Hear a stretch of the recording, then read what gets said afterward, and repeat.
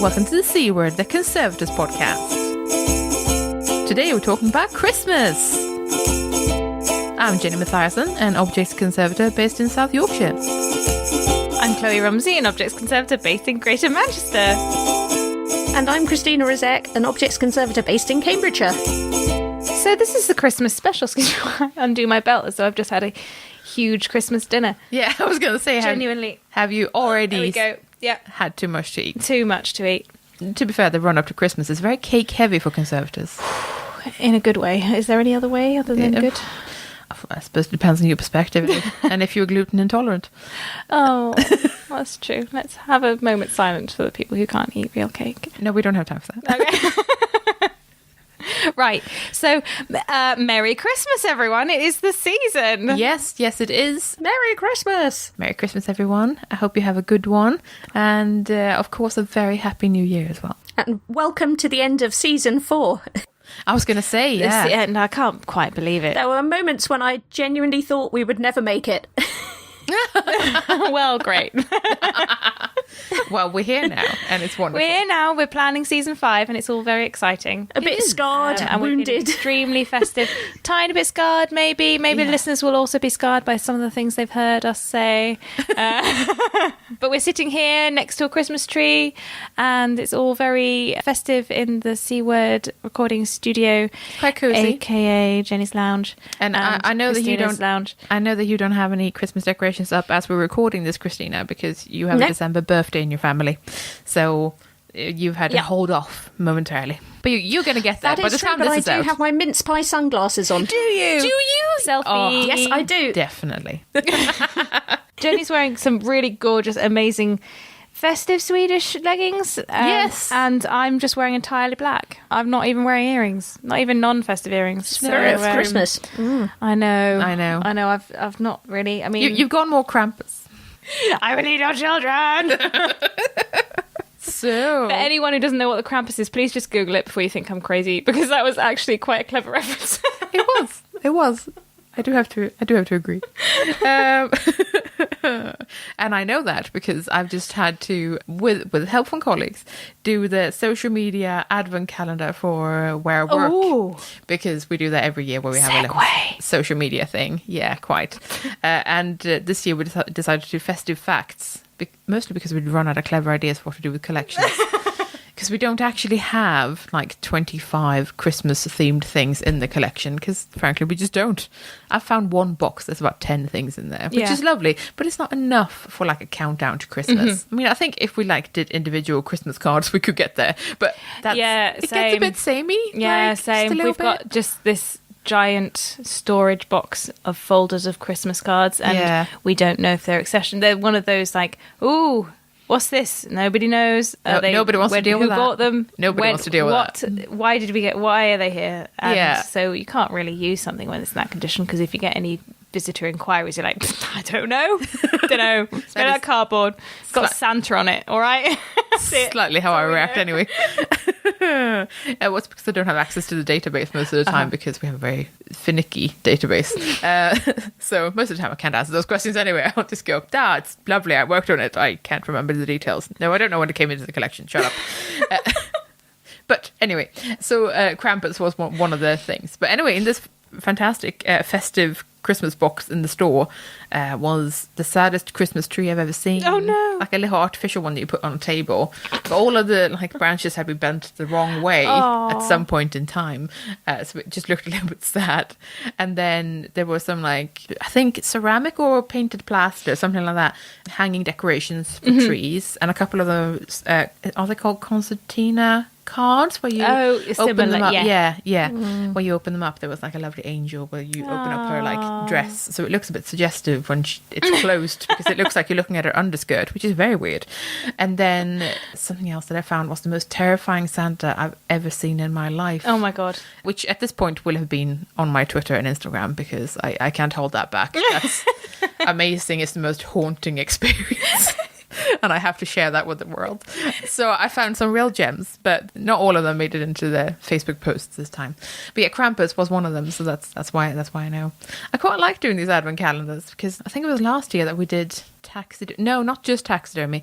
It was museum objects with Christmas hats on. So we did a little photo shoot. I remember. That was cute. Where we picked 25 objects from the museum that were safe to put a little, either one of those toy Santa hats. You know, obviously, this was risky size by me, so it was cool. Preliminary conservation report. Yeah. For the strangest reasons. Just a new database entry. Use. Put Christmas hat on. No, and also for things that were too delicate for that or too small, because you can't put that on a robin. That would be ridiculous. I actually made little tissue paper Christmas hats that was you get in crackers. So I had tons of these tiny Christmas hats in red or green, just in different sizes, just everywhere. It just looked like I went mental. And I put them on various pieces of taxidermy or like delicate ceramics and all sorts of things, like just to make it safe and fun. So yeah, that's what we did last year, which was really, really fun. But yeah, so that was terrific. Yeah, so I really enjoy that. If any other conservators out there are involved in this sort of weird social media campaign in the run up to Christmas, I'd love to hear about it. Because I know it's very popular with museums now to do these sorts of It's so fun, and I really enjoyed our adhesive one from last year. Oh yeah, that was good. We ran out of adhesive ideas. Well, ran out of time because we had loads of ideas for time. Different things to be advent calendared. We have been a tiny tad busier this year than we anticipated, so we didn't have time to make one this time. But we'll make up for it. Make up for it next year. Might not be adhesives though, because I can think of about 4 that we didn't cover. So unless you can think of another 21 out there that we didn't already do, then we're not doing adhesives again. But yes, so next year, when we're hopefully less mental around November, December time. Because it's been a bit full on. It's been a bit full on, yeah. But it's been a good year. It has been a really good year. Yeah, really nice, actually. Should we talk about our predictions from last year? Oh, yeah, because we did some predictions. We made some predictions last year. And I thought I'd talk us through them. And we can see whether we think they came true or not. So our 2018 predictions were that more museums will close and fewer conservator jobs will be kept, which was a bit of a sad one. That's a sad one. What do we think? Do you think that happened, guys? I feel like I haven't seen quite as many closure headlines, actually. Yeah. As I did the previous year. So maybe it's been more stable. Yeah, maybe. What do you think, Christina? I haven't seen museums closing, but jobs, I mean, as ever, there don't seem to be a lot of jobs around. Yeah. I am actually gathering statistics about job adverts, so at some point soon I will be in a position to answer that definitively, but not yet, I'm afraid. Oh, you're so good. First, number one, conclusion, not as many closures as we feared. No, so that's really good. Another one was more museums will experiment with VR, so that's virtual reality. I feel like that trend kind of very quickly went kind of quiet. People are doing it. Yeah. But it's not as hyped up as I thought it would be. I haven't seen anything. I mean, it might just be cost and expertise. It must be more costly than people necessarily realise when they start experimenting with it. A year is quite a short period of time for a trend like that, so I wouldn't necessarily expect to know whether that one's happening or not yet. That's true. We should do a rollover, shouldn't we, for next year? Oh yeah, Another prediction was that there would be more suffragette and women's rights exhibitions, which so many, very much. Yes. I've been so happy with this. So many. It was really pleasing. I'm still a bit upset that we didn't do one where I work, but but then I suppose it was done plenty. So I feel like it was good effort from everyone. Well done. Yeah. We also predicted an increase in bursaries and grants for conservators. I feel like there hasn't been a decrease. Yes. No, I think maybe we've got better at communicating the ones that are available. Yeah, I'm not sure they're new necessarily, but it feels as if there are more options around. So, like you were saying about the bursaries being open for Icon 2019. And there's quite a lot of options now. Yeah, I feel like that's a positive thing, that's isn't a good one. Yeah, we are. Yeah, and don't then worry. I have also seen more conservation grants, I feel. Like, I've seen a couple more, like there were some for paintings of like a certain value or something, and that sort of thing. So there's more, perhaps more out there for conservation to be done, which is not quite what we predicted, but at the same time is adjacent. So I feel like that one probably either true or getting that way. Yeah, getting there. We predicted that Icon will have another conservation award ceremony. That did not happen. Did not happen. They still Fingers should. crossed for next year. Yeah, they still should. I know, but next year they have the conference, so I think they're very Fingers busy crossed with the year after that. It might be roll over. busy. I said that more European conservators will be leaving. Now, I don't know if more have. I don't know how we would know because this data's not collected. No, the data's not connected. It's very anecdotal, really. I feel that maybe this time last year we were expecting to know about Brexit more. We were expecting that something would have happened by now, and actually the next two we've got our predictions were more EU Conservatives leaving, and then degree programs will struggle more post Brexit. But we have no idea because no one's made any decisions. Yeah, so I suppose roll over. Both of those are in limbo, I feel. So another thing we predicted was that there will be another viral conservation video that will anger the community. I've not seen one. There was one posted yesterday on oh my god, the Facebook group Art Conservation Advocates. Yes. So at the time of recording, that'll be December the 1st. I think the one that kind of kicked this off, which was in November last year, I just looked it up. The one it was so high profile. It got in so many newspapers. There were so many people saying, "I absolutely love watching this," and that. I think it's hardly surprising that there have been more videos like this, because they are immensely popular with people who aren't conservators, even if they do enrage conservators. Yeah. There's nothing inherently wrong with a cleaning video as long as it's done right. That's it, and it's the and I think it's done right or not. Yeah, and I think we need to be careful of just kind of automatically whipping up a kind of mob against particular people as well, which is the way I feel a bit uncomfortably, as if that's how this is going. Actually, when people are kind of looking out for videos by a particular person, regardless of whether or not those videos are actually harmful. But yeah, I think we're going to see more of this. Yeah, I mean, there were a couple of botched restorations, certainly. So not necessarily viral videos. They just weren't filmed. Yeah, but, there were certainly some more enthusiastic Spanish enthusiasts who went at it again, for example. So there's certainly been plenty of interesting stuff in the media. So there's that. Another prediction was that Christina will finally write a book review for Jonathan. Did you? Oh, no. That's a no. I am sad. Look, the year's not finished. No, that's true. You've got time. That's true. You could do it over Christmas. We've still got 29 days. Yes, I can do it on Christmas Day. You can definitely do this. I am so lame. I'm so sorry. The jury's out on that one. Sorry, Jonathan. And then we predicted that I will apply for my ACR stuff, which I did not. Oh, you didn't? Oh. No, I didn't. Roll over. Yeah, no, but it's not done.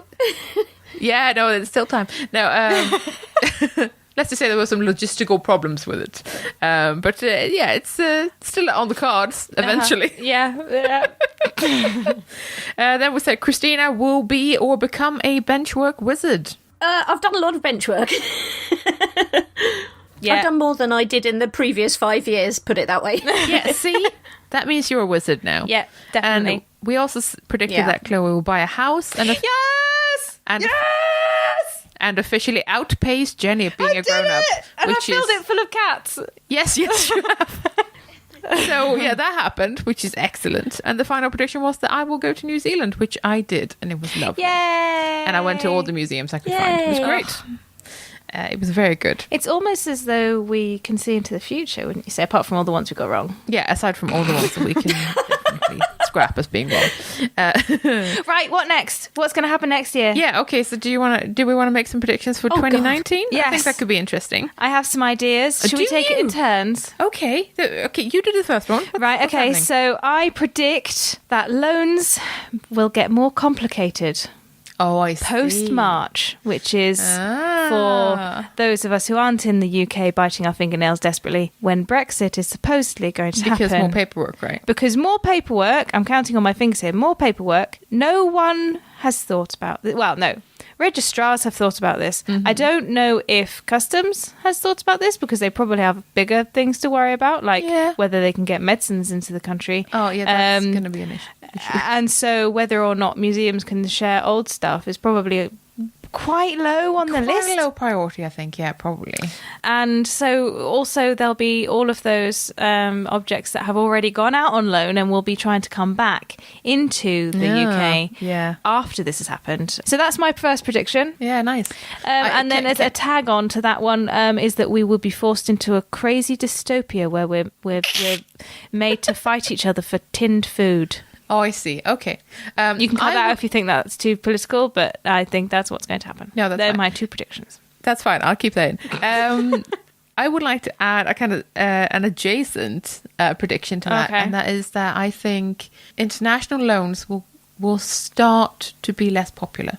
Right. I don't mean go out of fashion completely, because we've got too much planned, people. Yeah.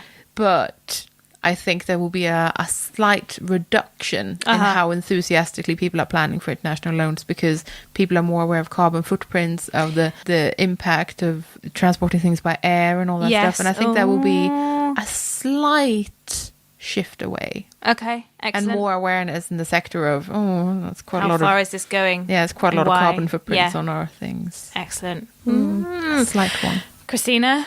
I think we might see some high-profile repatriations. That's a really good one. We're starting to see more and more of those, and I think it's getting harder and harder to make a case for things to stay in another country, even when they've been in a museum for a couple of 100 years. And so I think we're going to see more and more objects getting repatriated. And this is an incredibly niche one, but I think we're going to see more people using menthol. Oh, this is just my own personal interest, which is volatile binding media. But there have been people over the last 5 years or so experimenting with menthol, and a colleague and I met with a researcher from China who's doing quite a lot of research in this, and her group is starting to publish their research in English, which is going to make it more accessible to the non-Chinese speaking parts of the conservation world.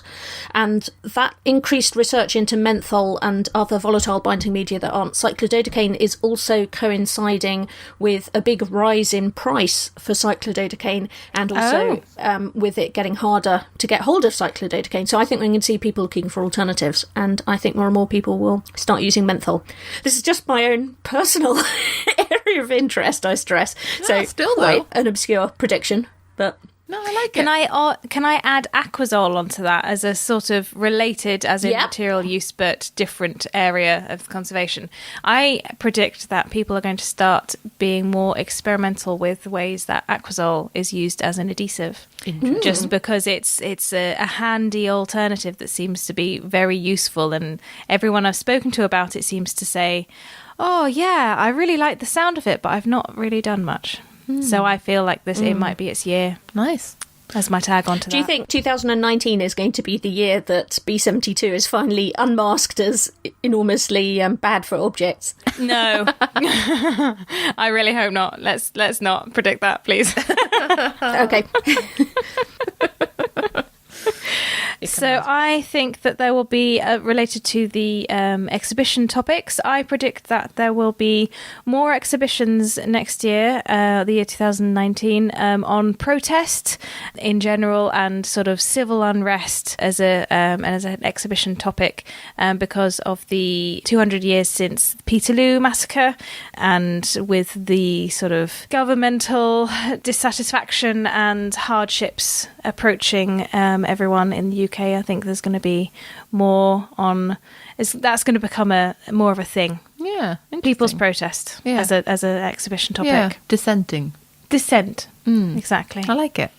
So I will make a prediction that we will see more conferences and workshops and seminars and things being either live streamed or recorded, so they can be shared with people who can't afford to fly to Italy for this thing, or to even get to London for this thing, because frankly we need to make that happen. Brilliant. That's a good one. I predict that we're going to see more novel materials. A colleague of mine went to a presentation this year about nanocellulose, and I think we're going to see more of that kind of thing. Quite exciting new materials that don't behave in ways that anything else does, and that can do things that we haven't been able to do before. I have a sad one. I predict that we will have a climate change-based museum disaster. What are you thinking? I'm already having leaks and floods, so... Well, I'm thinking of simultaneously the huge fires in the US and the Brazilian National Museum fire. I'm not saying that was climate change related, but I'm thinking of the huge scale of each year. The fires are getting worse. The floods are getting worse. Such. Okay, I get it. At some point, our heritage is going to be affected. So I predict something is going to happen next year.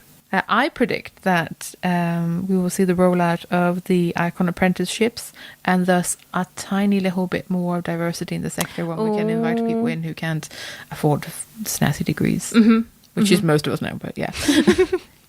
My final prediction is that the C Word will make another 2 awesome series next year. Yay! And we'll become immensely famous and rich, and we'll be able to retire and live off the proceeds of our... I will hold you to that in the next Christmas special. Yes. Oh, that is an excellent prediction. I approve. Whip, whip, whip.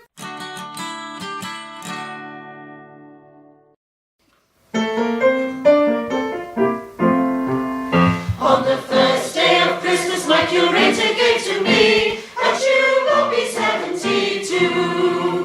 On the second day of Christmas, my curator gave to me 2 purple gloves and a tulip be 72.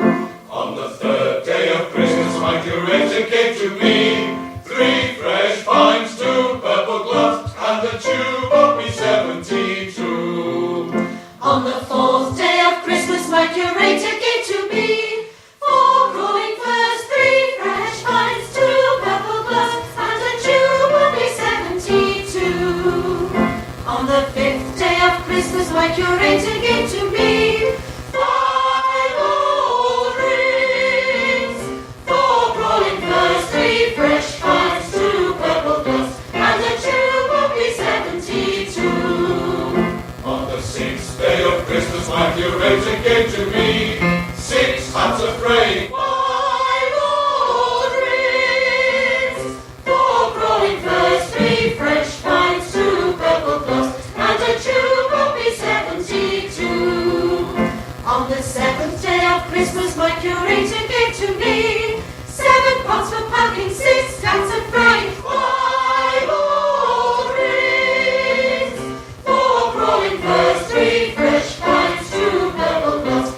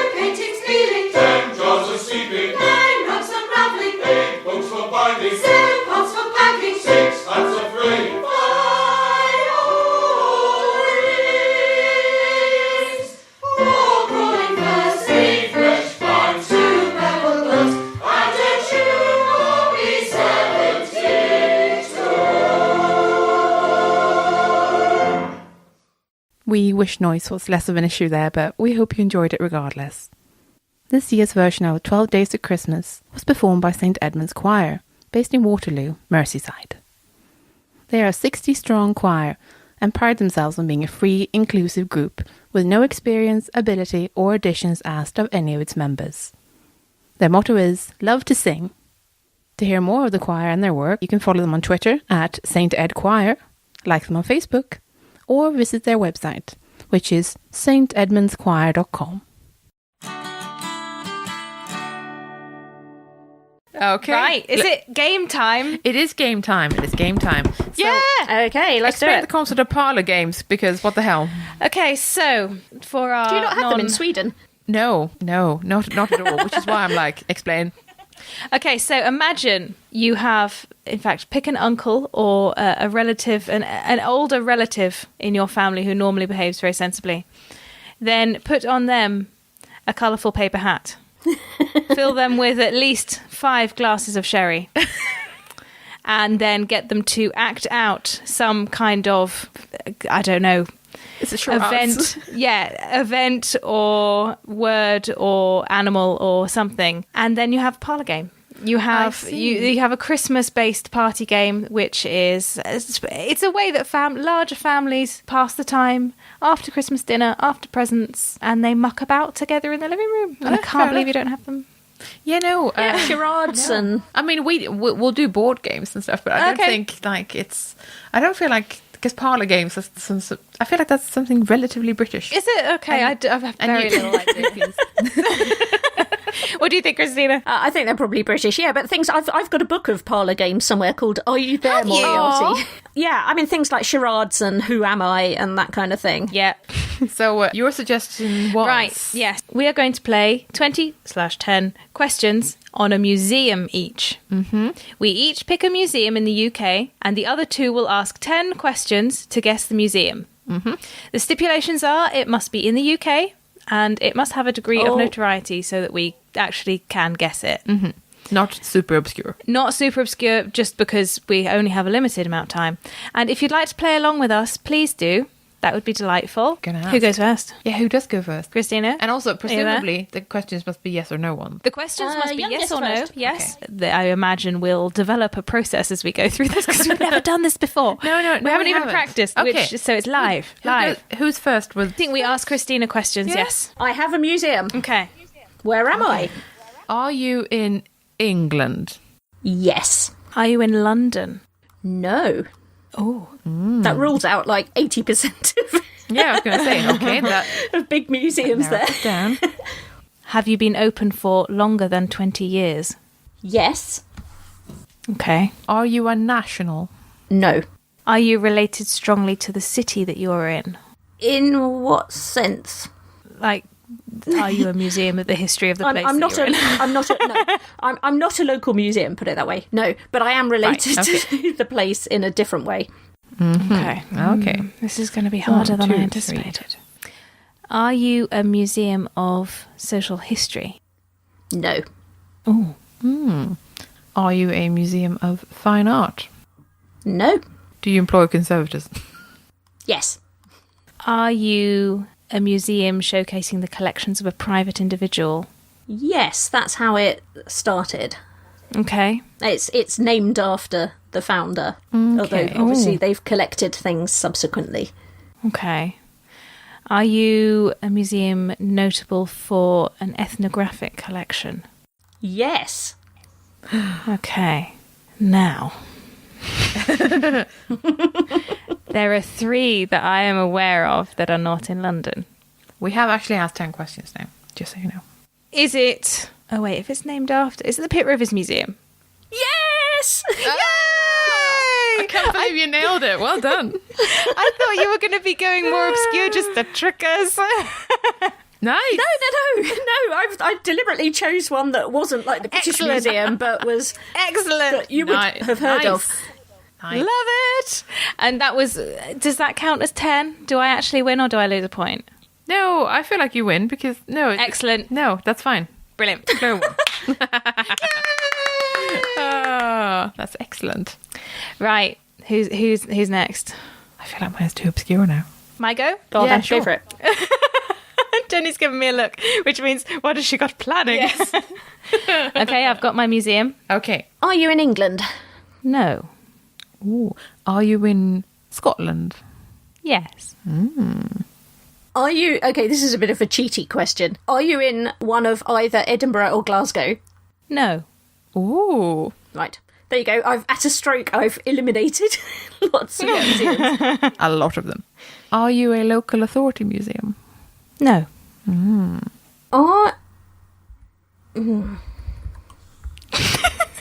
Are you a university museum?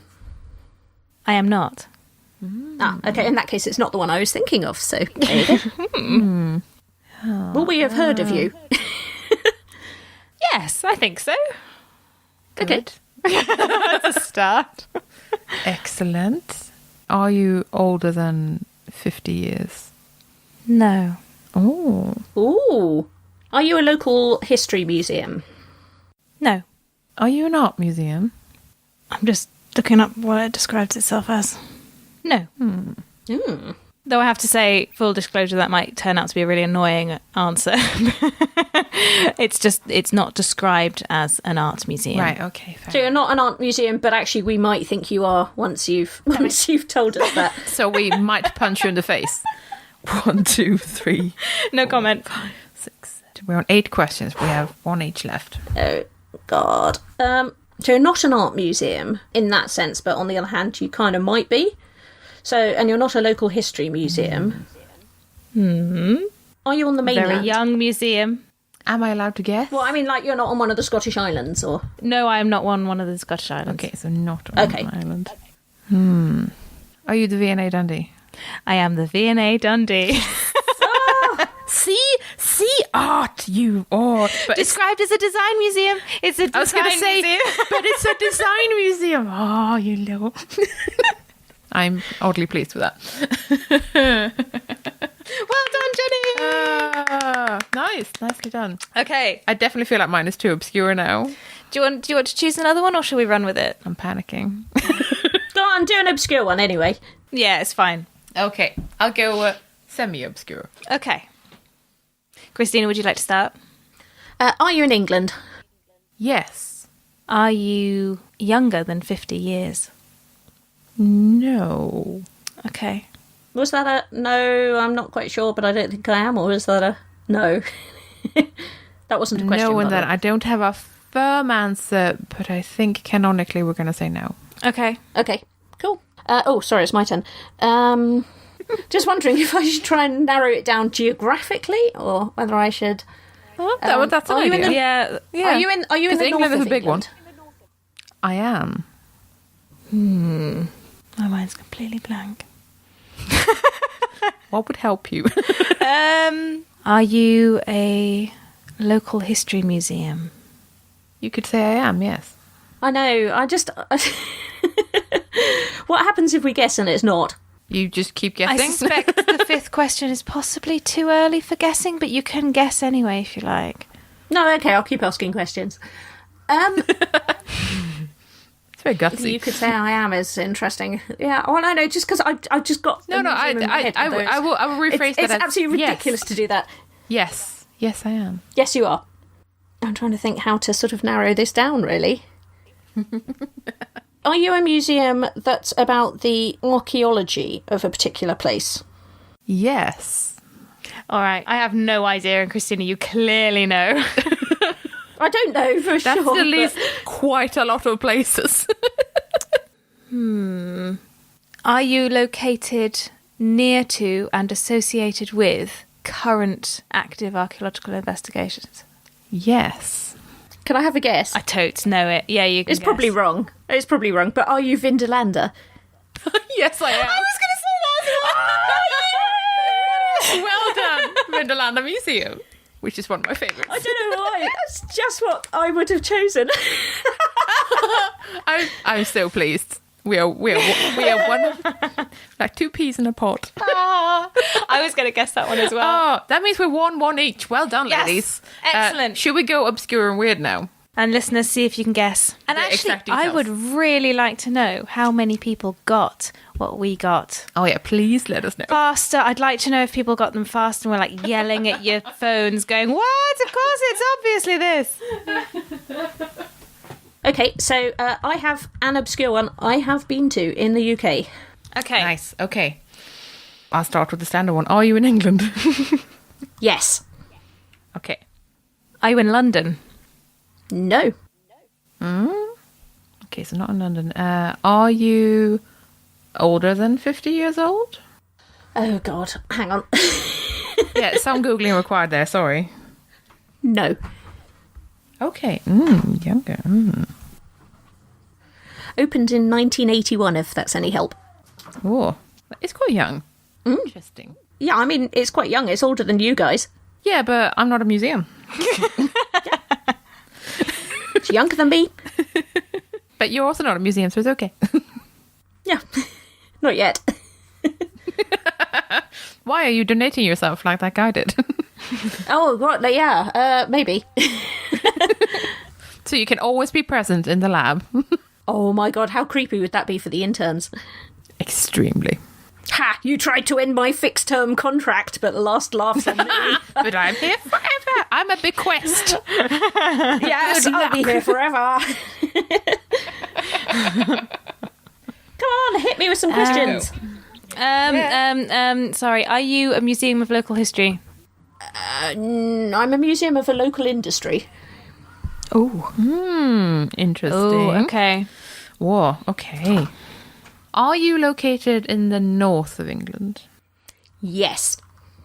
Okay. And that's an unequivocal north, not one of those kind of, oh, does Birmingham count as north? Yeah. Okay. Definitely a northern museum. Fair enough. Yes. Are you a museum of coal mining? No. Okay. Not coal mining. Okay. Yeah, when I say local industry, I mean there's a particular big company that's based there, and this is the museum of the stuff that they produce. Oh, so that not a probably kind doesn't- of widespread industry like coal mining, but Okay, so that probably means But there that my is a next reason question why is it's going to be there. redundant, but I'm going to ask it anyway because I'm winging it. Did you used to be a mill? no. That rules out at least 5 museums I could think of. That's the right kind of Okay. question then. Eliminating lots of yeah. options. It's like, oh no, yeah. Was the product produced by your area shipped and used around the UK? Yes. Is it a museum of ceramics or pottery? No. Ruled out another whole lot. You could ask questions about the kind of thing it is, though. You know, like, is it something that... Yeah. Is it wearable? No. Hmm. Okay. Not unless you had it in one of your pockets, as people sometimes do. But no, it's not wearable in that sense. As people sometimes do. What an intriguing statement. Well, my next one was two, going to be, three. is it edible? And that suggests not as No. well then, if you No. keep it around No, in your no, pockets. no. We've technically had our 10 questions. Oh, no. Just keep going. Let's start guessing wildly. Okay, so it's not wearable. You can't eat it. It's local production, specifically. Yeah. And it was shipped around the UK. It's not specifically. I mean, these things are made all over the place, but it was particularly produced in this area Yeah, Okay. sure. where there was a pioneering industry. It's not the Pencil Museum, is it? Yes! Kloe wins! That's amazing! Keswick Pencil Museum, world's largest pencil. Well done. I have a picture of me, which I will try and dig out of me standing next to the world's largest pencil. Excellent. Oh, that's amazing. Oh no, I just want to keep going next to think of even better ones that I could do. But no.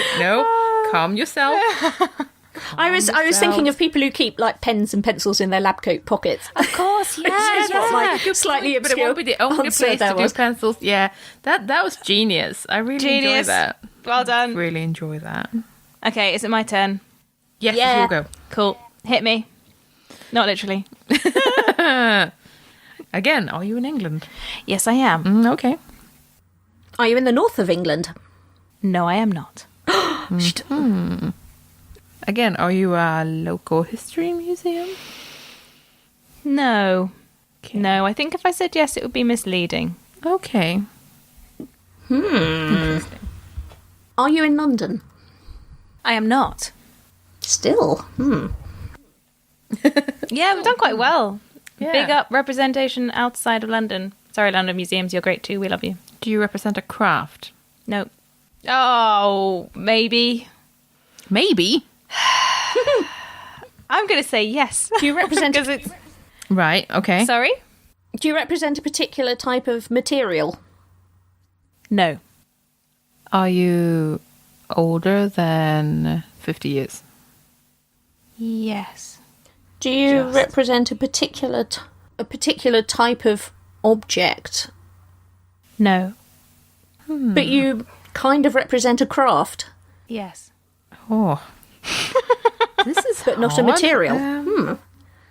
Have we done our 10 questions? And if so... We're on 1, 2, I can give a clue if you want. 4, 5, 6, 7, 8. No, we have one question each left. Do you represent an activity? Yes. Huh. A range of Okay. activities, let's say. But not local history? Or have we not had that question? We have, and I do not represent local history. Okay. Are you in the southwest of the country? I am. Do you have any guesses, Christina? I'm thinking about like sort of fishing museums and things like that, where there would be a lot of things related to a particular activity, and the craft bit might well be kind of implied by that. You're in the right area of the world, area of the country. Feeling. So southwest, coastal. Yeah. Are you on the coast? Yeah, I am. Are you in Cornwall? I am. You're in Cornwall?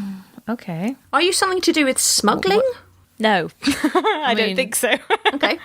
I mean... I was just trying to think what That else was a happens really on good the coast question. in- Really good question, Yeah, though. that was a really good question. I really enjoy that. Is the craft and the Christina. activity something to do with the coast? No. Is it something you would do on the coast? Ah, okay, so it's not related that you're on the coast somewhere. No. But the place is very fishing-y. Are you in St Ives? No. I really wanted to be a pirate museum. Pirating being the activity. But it won't be And that. swashbuckling being the craft. Yes, yeah, exactly. That would be great. I'm trying to think of a clue that won't just give it away. I mean, apart from the sort of Tate, what else is there in Cornwall? Yeah, but obscure though, so... Oh, yeah, it has to be obscure.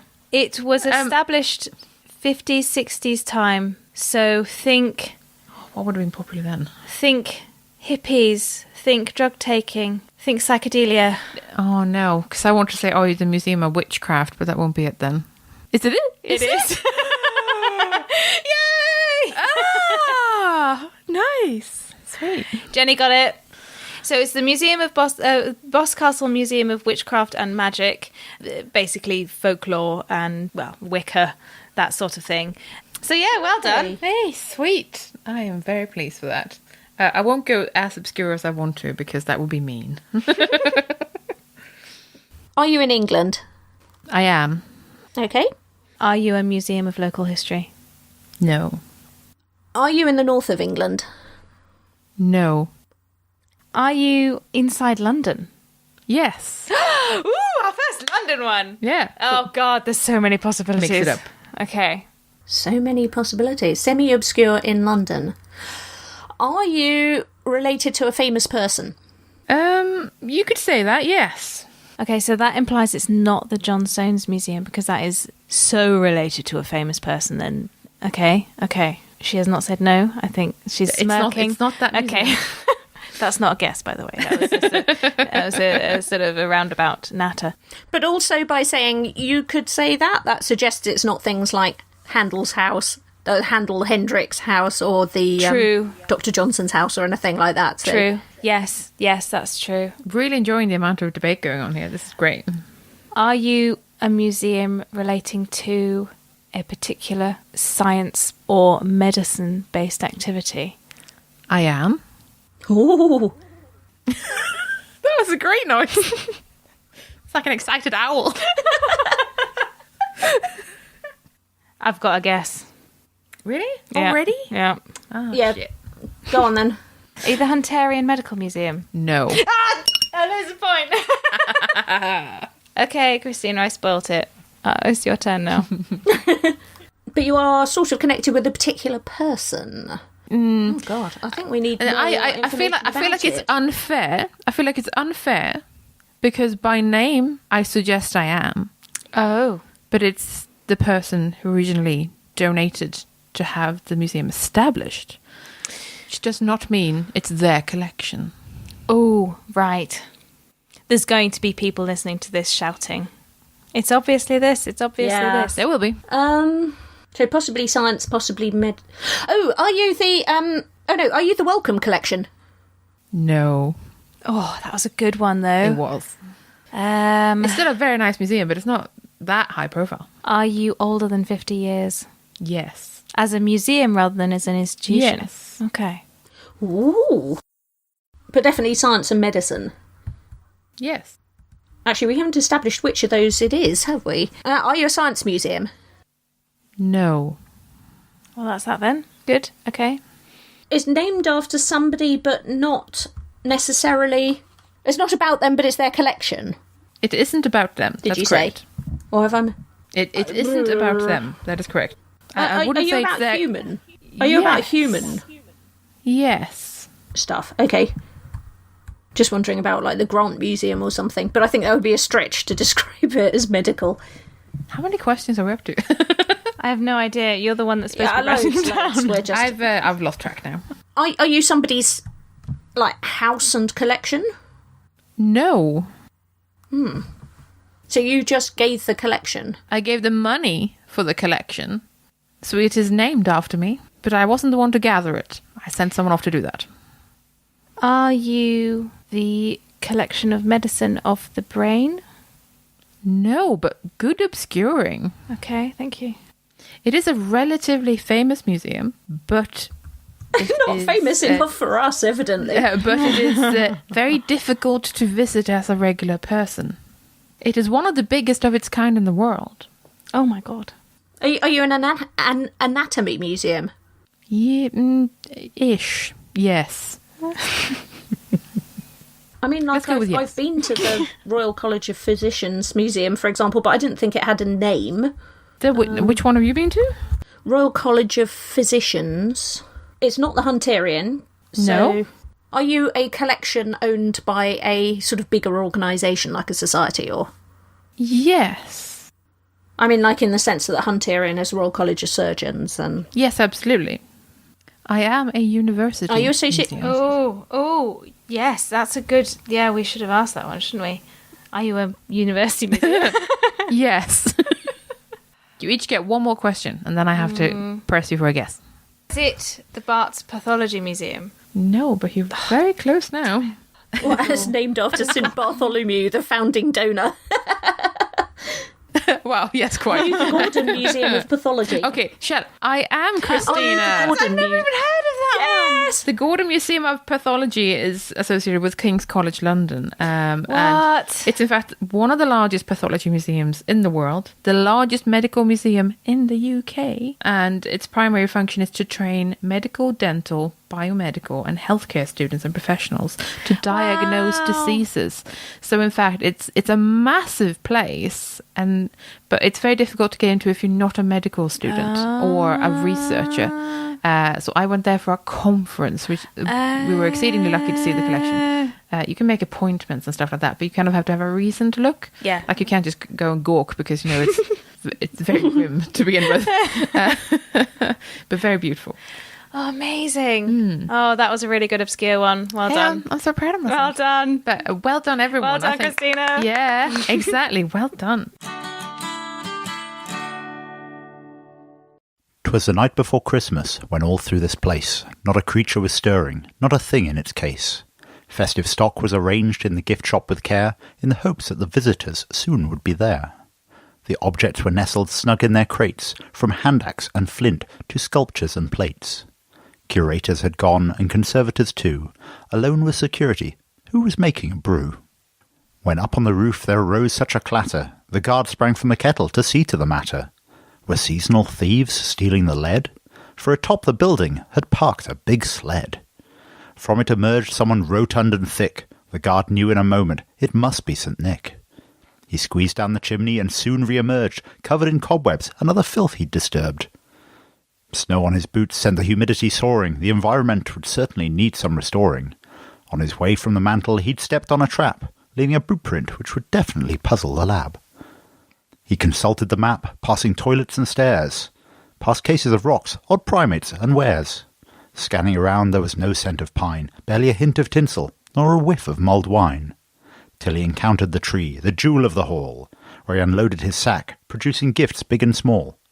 Books, walkie-talkies and tools ergonomic, brushes, adhesives, even detergent, non-ionic. But where was his treat to sustain on the way? No food in the gallery, he took to the cafe. A mini of sherry swiped from the supply, some gingerbread biscuits and a cheeky mince pie. Spotting the guard nearing the end of his shift, he brought forth a flask, a personal gift. And laying his finger aside of his nose and giving a nod, up the chimney he rose. He sprang to his sleigh, to his team gave a whistle, and away they all flew like the down of a thistle. He was heard to exclaim as he drove out of sight, "Happy Christmas to all, and to all a good night!"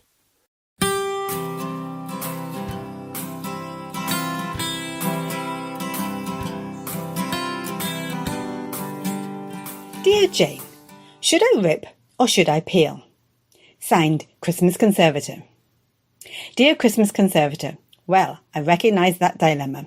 When you look under the Christmas tree and you see all those presents, the squishy one you suspect might be a cardigan, the square one you suspect might be books, and the heavy one you're hoping is toolkits, then of course you need to find out what's in them almost immediately. Who can blame you for being tempted to rip open the paper? However, this is our dilemma. Do you rip or do you peel? That paper could be saved and reused. Sellotape is our natural enemy, but nonetheless, do you deal with your natural enemy by the careful peeling back and disposal, or by just ignoring it and ripping round it? Which way to go? Well, luckily, your agony aunt has the answer. You have to decide what kind of preservation activity you're going to take with your Christmas parcels, tangible or intangible. Are you going to preserve the tangible thing, the wrapping up paper? Will you be there, Boxing Day, ironing the paper ready for reuse? If so, and you want to preserve that tangible, then you better peel. But if, like me, you get a little bit excited at Christmas looking at those parcels, wondering what's in them, cardigan, books, tools, then you might be tempted to rip. But you can reassure yourself, what you're preserving is the tangible experience. Think of all that tactile learning, the noise, the sound, all those things that are the tradition of opening Christmas presents. So either way, you're preserving something.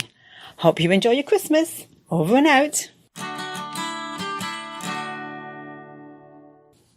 And a quick shout out to Sigurlin from L'Operatorium, a French paper conservator who got in touch with us because she's brought out a conservation-themed magnet just in time for Christmas. It features an illustration of an object she's conserved and written an article about. It's a very sweet-looking bulldog named Alphonsine, and if you'd like to purchase one, we popped a link in the show notes.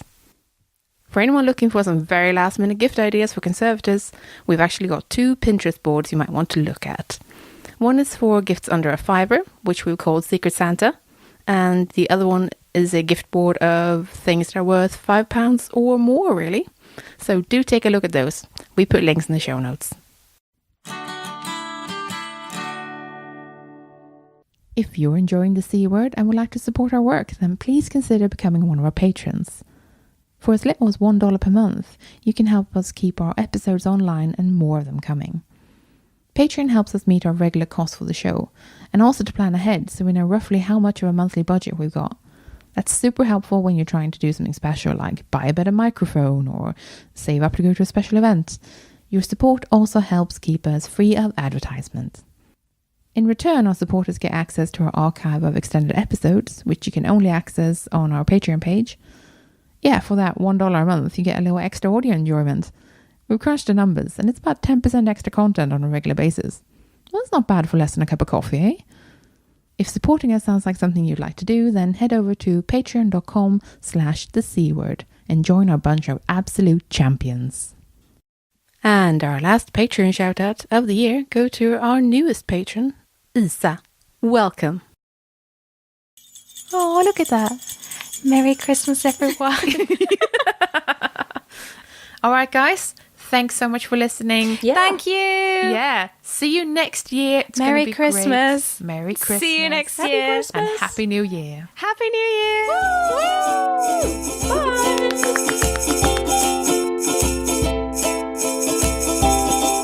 Thanks for listening.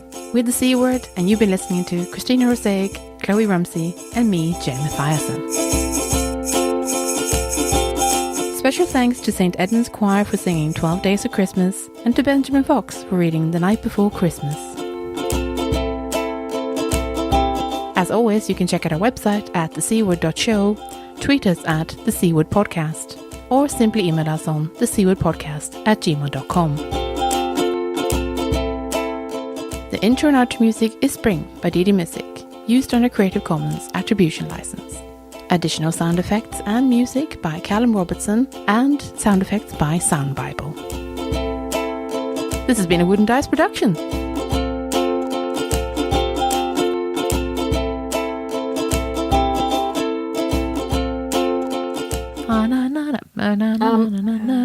I'm just doing some lift music. So I